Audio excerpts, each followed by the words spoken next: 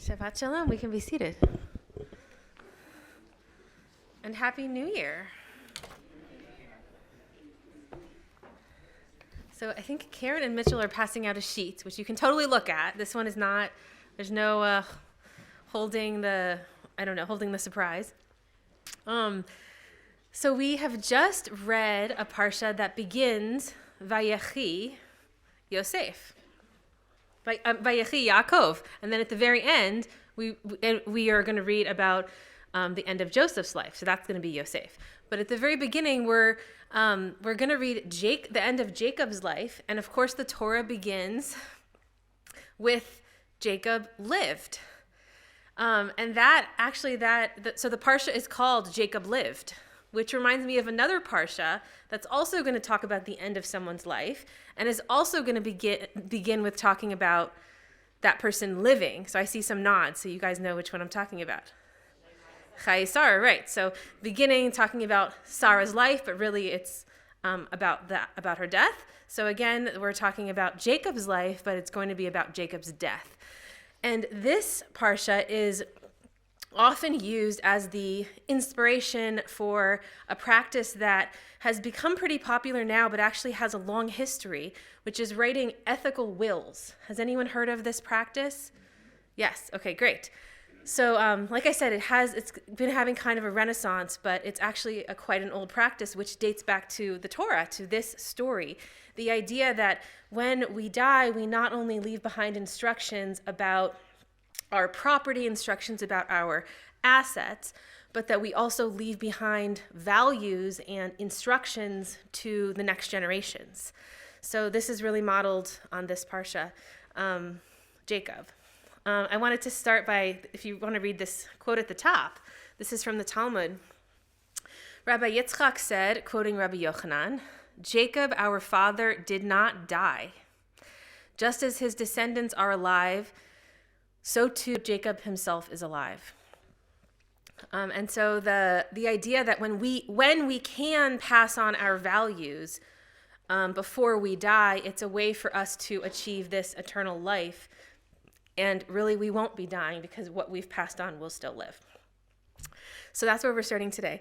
I wanted to, so we're going to look at this teaching from Rabbi Jack Reamer, who's written a really beautiful, important book about ethical wills. It's in that first footnote if you want to take a look, kind of setting the scene. And then we're going to look at some actual ethical wills from the medieval to early modern time. And then we're going to look at what you could do now if you would like to write your own ethical will, with some resources and some model questions that you could answer. So that's where we're going. Ethical wills from the Torah to today. This first text, Rabbi Jack Reamer, really sets the stage and says that ethical wills are first found in the story of Jacob, which we read today from the Torah. When Jacob gathers his children around his bedside and tries to tell them the way in which they should live after he's gone. And Moses makes a farewell address, chastising, prophesying, and instructing his people before he dies.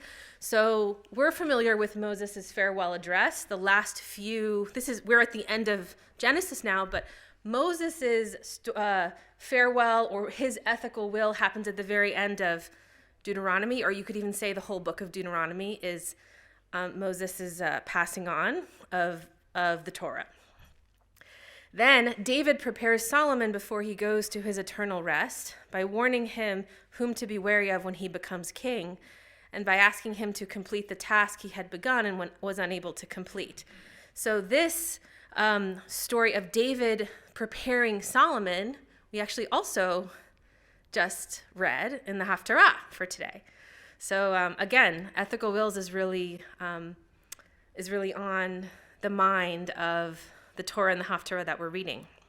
And there are a lot of other examples. Okay, so some framing that we get from Rabbi Reamer: an ethical will is not an easy thing to write. In doing so, one confronts oneself. One must look inward to see what are the essential truths one has learned in a lifetime, face up to one's failures, and consider what are the things that really count. So he's saying that we don't just tell the next generation what to do, Although you're going to see some of the ethical wills we're going to look at maybe are doing some of that. But that there's a process of introspection to figure out what we want to pass on. We have to confront what our life was like, and to give that perspective. It can't just be instructions or critiques. An ethical will, next paragraph, an ethical will is not an easy thing to read. So that's on us if we are going to read some of these very personal family letters that were written not for publication.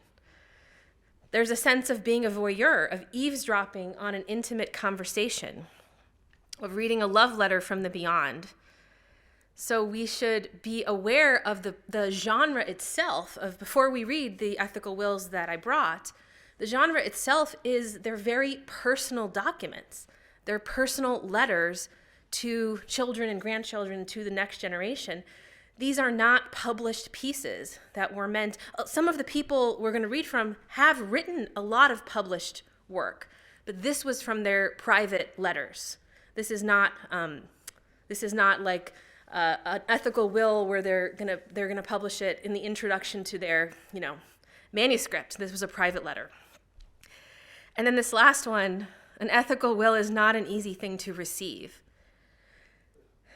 This is the temptation, and almost irresistible one, for parents to try to persuade after death what they were unable to persuade during life. So we're going to see that too. Actually, the first one that I brought is a little funny because it's a little bit of a nudgy, kind of guilt trippy letter to children trying to really get that last push in. And maybe even continue that after the person has died. So I put at the bottom here, we're not going to actually go back to, we spent a lot of time with Jacob and Joseph today, but to recall that the Jacob's blessings of Joseph and his grandchildren, Ephraim and Manasseh, really do have that sense of passing on values and setting the genre of ethical will.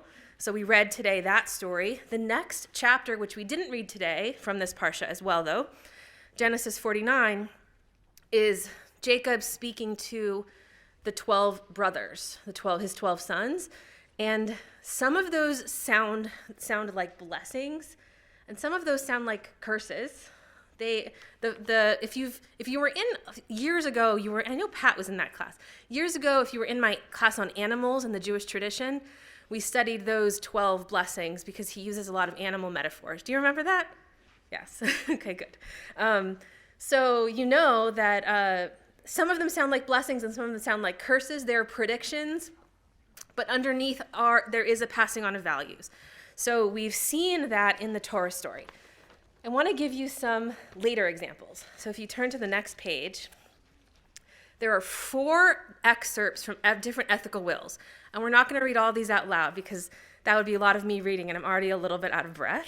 But so I thought we could do is we could divide up the room and each of us could pick one of them, study one of them for a few minutes on our own, and then we could come back together and see what we found. But I want to introduce who these people are.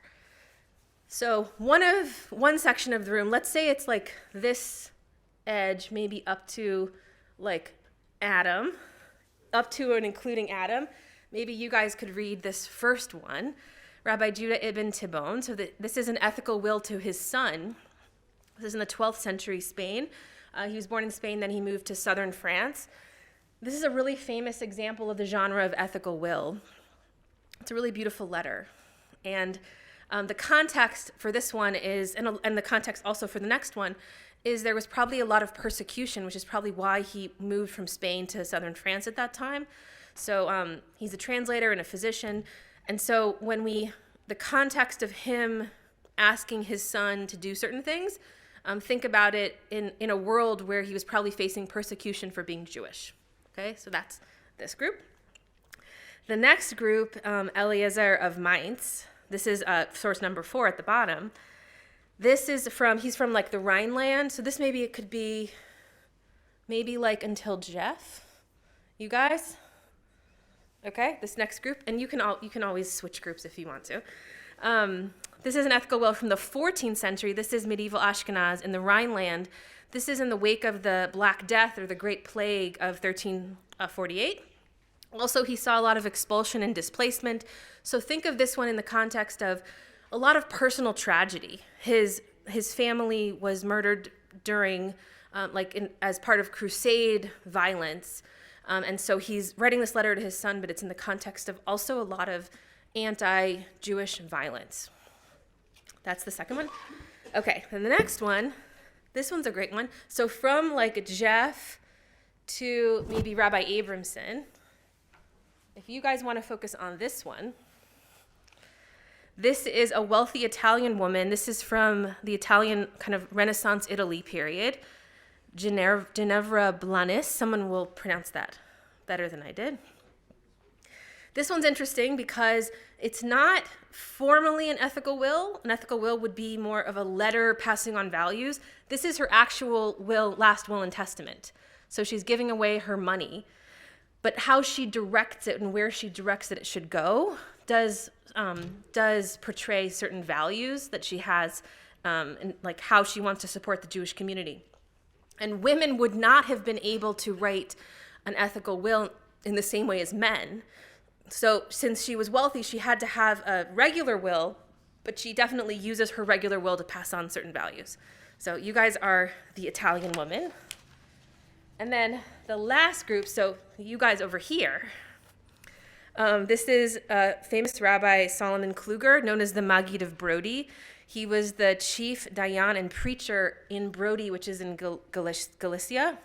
How do you say that? Galicia. And he was a really important halachic, like Jewish legal figure. He was really against the Enlightenment and the Haskalah. One of his legal opinions that he was famous for is he did not think machine-made matzah was kosher. So if that affects your feelings towards him, that's what I learned about him. It's just not good. Okay. Well, he didn't think it was kosher. So some of it is like burial instructions and also an ethical will. Okay. So let's take like 5 to 7 minutes and read the one that you got, and you can always switch if you want or read another one, and then we'll come back and I want to hear what you found, what values you think what you found represent. Okay, do it.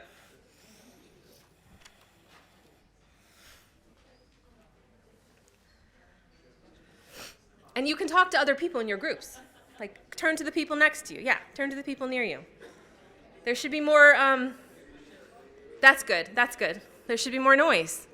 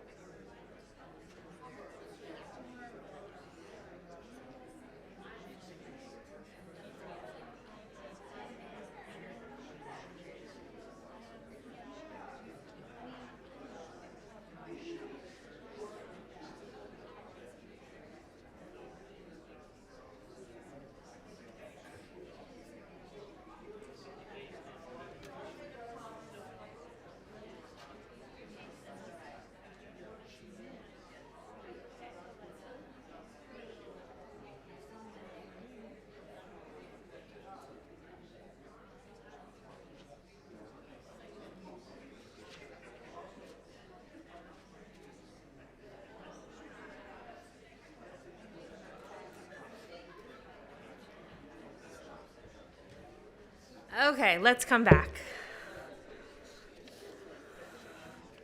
How did that go? Did you guys like having some time to read on your own? Okay. Well, I'm sure you'll tell me afterwards your very strong feelings about it either way. Okay, let's look at the top of page 2. This is source number 3.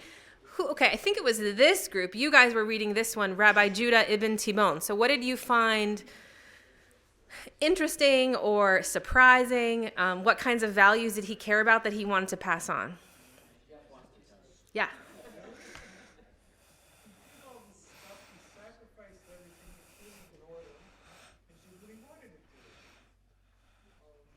He's a jerk. The kid's a jerk. The father was a jerk. Okay. There's a lot of guilt in here, right? I bought you books. You didn't read the books I bought for you. He's trying to get the last word. There's clearly been some conflict in life, and then he wants to get the last word. Yeah.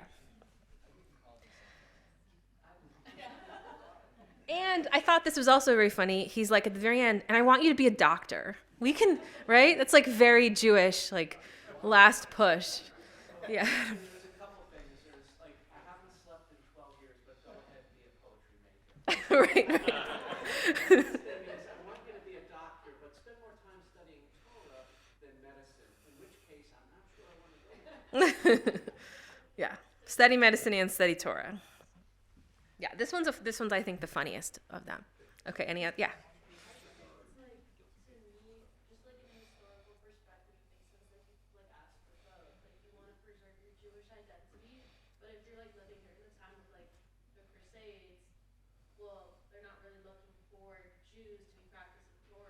Right. Right. So it was practical, given the context, to have a non-Jewish skill, but then also make sure to study Torah. So yeah, and the context here was there was probably a lot of persecution at the time. I mean, really in all of these times. I know, when was there not? Okay. Should we go to the next group? Okay, so the next one, Eleazar of Mainz. This is an ethical will from the 14th century. What did you guys find? So he's the one who had a lot of personal tragedy. Like, I think everyone in his family was killed. He was just writing to his son, who was the last one left. Yeah. It was modern. The daughter should be educated well as men in Judaism, which, that's a fairly modern concept. Right. Right. The daughters should be educated as well as the sons. Husbands should honor their wives more than themselves. That was a good one. He wants to, I guess, make sure that they preserve their Judaism and observance. That's reflected a lot in here. Yes. Live in communities, observe Shabbat, go to synagogue. Right. Live in Jewish communities, we can assume he means that. Every Friday morning, honor Shabbat. The women must prepare beautiful candles. I like that one. Keep your houses clean and tidy. And then this one, Mitchell, you'd like this one because you're usually one of the first 10. Be of the first 10 in synagogues, rising betimes for the purpose. I don't know what betimes mean. On time. Be on time to shul. Be one of the first. Pray steadily with the congregation. So these are a lot of Jewish communal participation. Is his big thing. And bury him properly. And then at the very end, yes. So often we see burial instructions alongside these ethical wills. The burial instructions we could also imagine would be somewhere else. Like today, where would we put our burial instructions? We would probably put it exactly in a regular will, or we would leave a letter or instructions with the funeral home, or sometimes people even give us some burial instructions that we can do our best together with the funeral home to carry out. But here we see funeral instructions in these letters, which are really ethical letters about their ethical wills. They're letters about values, But while we're talking about it, wash me, comb my hair, trim my nails, put me in the ground to the right hand of my father, and if the space be a little narrow, I'm sure that he loves me well enough to make room for me by his side. This is in the middle of, it's the fourth source. If this be altogether impossible, put me on his left or near my grandmother Utah. Should this also be impractical, let me be buried by the side of my daughter. It's very sweet. He kind of gives his top 3 spots for where he'd like to be buried. Doesn't include his wife. Well, do we know? I wonder, I don't know if his wife, oh right, but his wife would have been buried first if she'd been killed. Yeah. Okay. Anything else from that source number 4? Okay, next one. So this is the wealthy Italian woman, Ginevra. So that's, I think, this slice of the room. So what did you guys find? This is not, like I said, not formally an ethical will because it really looks like a real will. She's talking about how her money should be passed on. But anything about how she decides where her money should go that seems like it's passing on her values. Yeah. She leaves the money to the opera. Speaks to my heart. She leaves money to the opera, which Pat may also do. Yeah, I think I saw Danielle also. Yeah, she wanted to have, instruction for Jewish boys, so money allocated for that. Yeah. And for marriage, 8 Jewish boys, poor girls, they didn't get the instruction. Right. It's the education for the boys and marriage for the girls. This one's interesting. So number 3, I had to think about this one. Remediation of the soul of the testatrix. Is that how you say that? Her, right? The Italian woman herself. Remediation of her soul. So she should pay for oil or candles or torches. So I assume that's in the synagogue. That it would help to redeem her somehow if she kept the lights on. Exactly. If she kept the lights on in shul for some amount of time. And then number 4. Rabbi, is that part of the Yeshivaris we read during Musaf? Is the person who provides the Oh, yes. So that is it's a role, right? An important role in the community is the person who can do that. So she's making sure that she can do that through her will. This is the number 4, the Society of the Misericordia. I'm sure I'm pronouncing that wrong. Is the first known documented organized Florentine Jewish charitable society. So this is a charity note, item number 4. We saw instruction of Jewish boys, giving to the poor, giving to Jewish paupers, marrying girls. And then, this is another shul donation, number 8, 220 scudi on a silver lamp and a curtain for the ark. That's beautiful. So what did you guys notice about this one? How is she showing her values? Or what do you think her values are? We talked about the specifics, but how would you summarize it? Yeah. Like you said, her will is a traditional will and not ethical, except to me it screams Judaism is central to life. So that she is that's her ethic, the tenet throughout the will. Yeah. So she says through her traditional will, Judaism is central to life. That's what Fern says. Anyone else? Mark? And tzedakah, right. And the Jewish value of tzedakah. She's also giving to the broader society, not just to Jewish causes, as part of how she's living her Judaism through her will. Yeah. How do we view this particular will in either intention or in cooperation with the halakha of inheritance? Right. On the one hand, it sounds like the money's going to her heirs the way it should. She's not influencing that the money won't go to her heirs. But she's creating a secular legal obligation on them to How they spend it. To do these things. Yeah, so let's take a look at, so in the beginning, it doesn't say how it's going to go specifically to her heirs, but we're assuming she's asking her heirs to carry this out. And we can look at, it's very interesting to look at how it's that first paragraph of, this is source number 5, that first paragraph of how the will gets structured. It mentions her father, Dr. Angelus Blanes Hebreo, which is, I think that's an adjective, just saying that he's Jewish. That's not part of his name. And her mother, living in the city of Florence. So it doesn't say anything about specifically who her heirs will be, but we assume her heirs are going to be the ones to carry this out. So this is like maybe giving an estate plan with certain values attached and certain instructions. Okay, should we look? Latin, right? It says it's in Latin. Yes, and it was actually translated by Dr. Stephanie Sigmund, who's a professor at JTS. She gave a very interesting presentation. It was actually on this will in more detail and also on another will.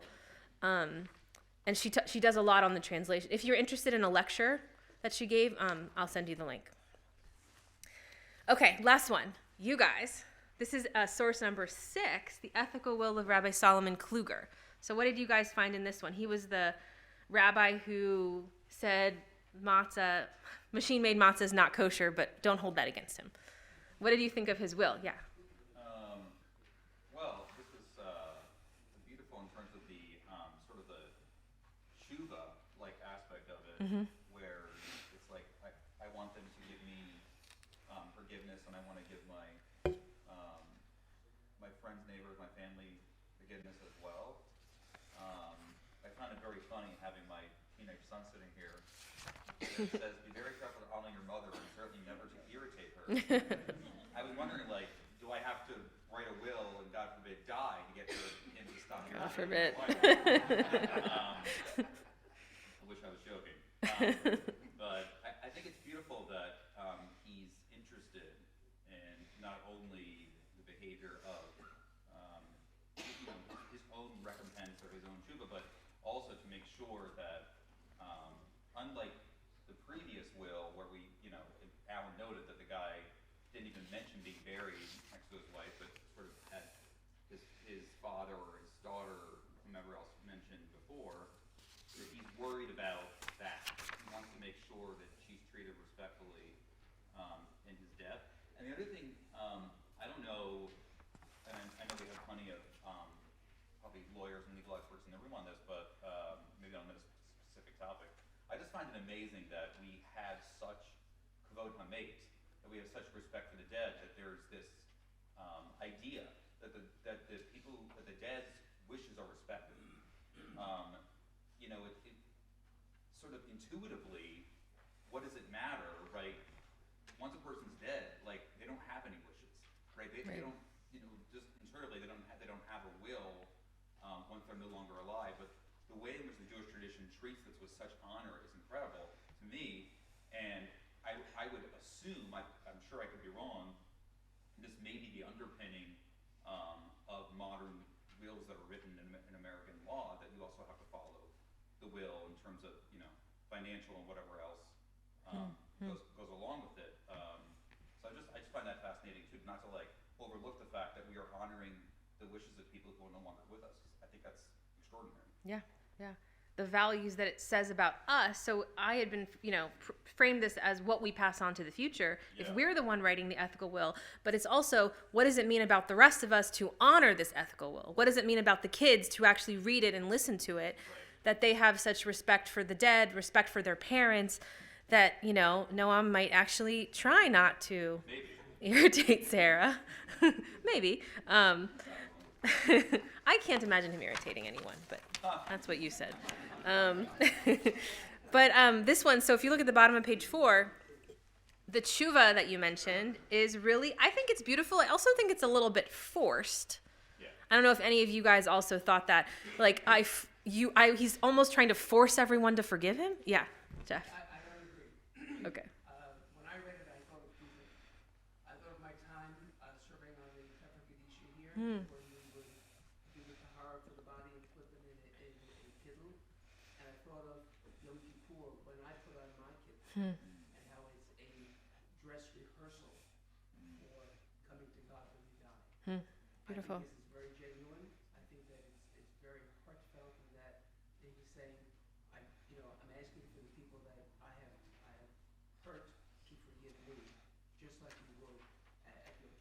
and just like you will when you put that kittel on. Yeah. And he's choosing very specific things that cover very broad categories, like don't look to your right or your left, stay straight, and don't get sidetracked by material things. Yeah. Keep that faith, and when you say Kaddish with me, do it with devotion. That's beautiful. So it could be that really it's very genuine, and he's taking it very seriously, and by putting it in this last ethical will, it shows how important it is to him that it happens.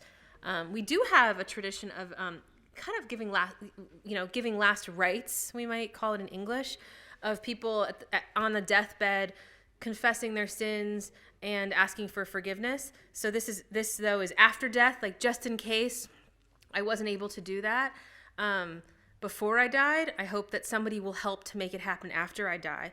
And yeah, we can read it as genuine or a little bit like, maybe he should have done it before he died. But that there will always be something more to atone for. So he genuinely feels like there will be something to atone for after he dies. Anyone else in this group? Yeah. He also says that his descendants and his children should ask him for forgiveness. Right. And that seems unusual because we don't usually, at the time of young people, we don't insist that other people apologize to us.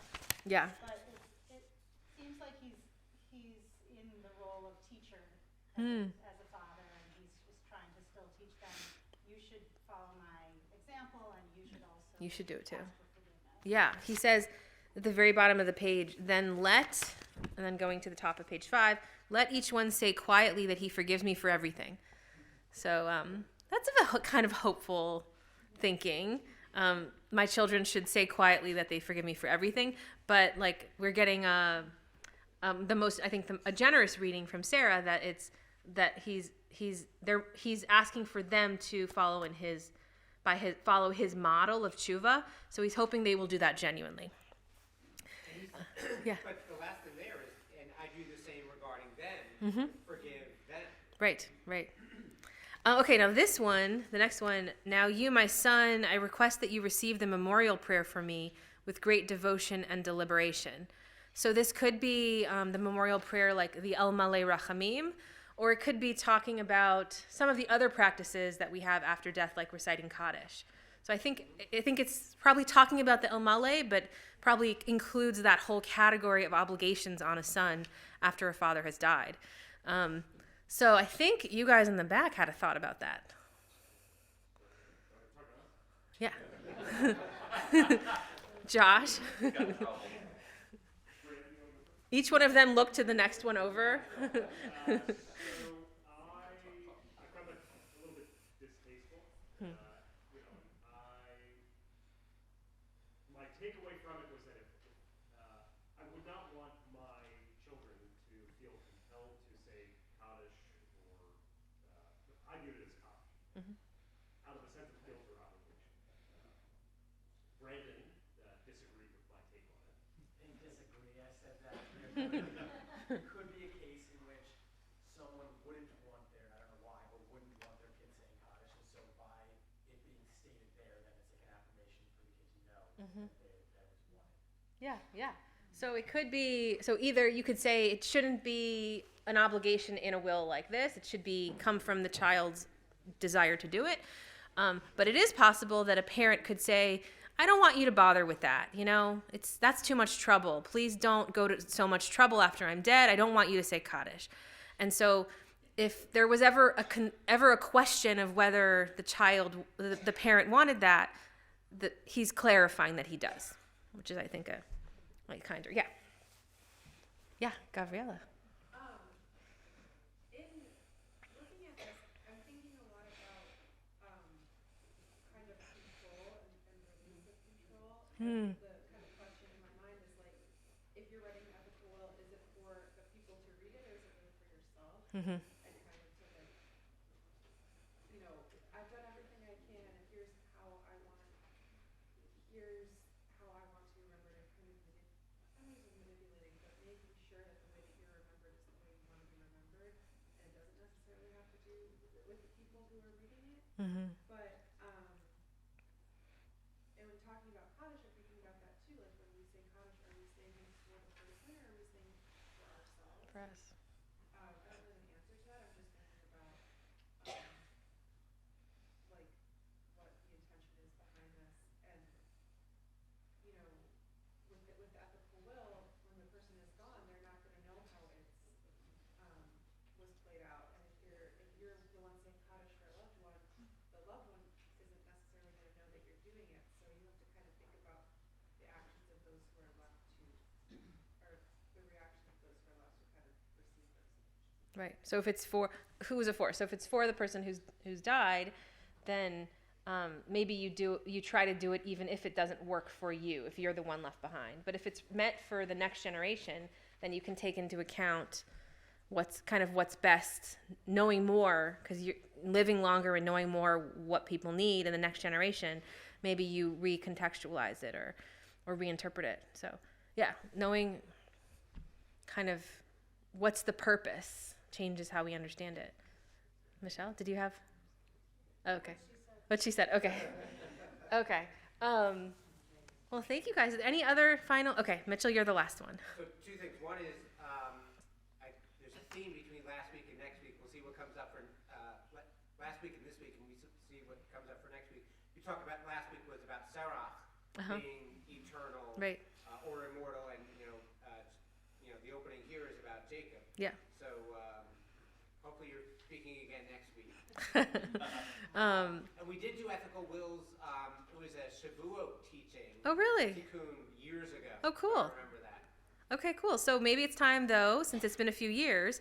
That's why I closed by giving some modern resources, a ton of links if you want to learn more about this. There are also links here if you want to create your own. And at the very back page, this is one example of them. There are so many versions of this set of questions if you want to prepare your ethical will, but this one happens to be from the Hebrew Home of Greater Washington, so since it's local, I included this one. The kinds of questions you might ask yourself as you're preparing to write an ethical will. So yeah, if you want this to be a Shavuot teaching one day, or maybe we could make a workshop. If you're interested in doing this, we could even work one-on-one if you want to meet. So if you're interested in writing an ethical will or learning more about it, definitely let me know. Shabbat Shalom, everyone.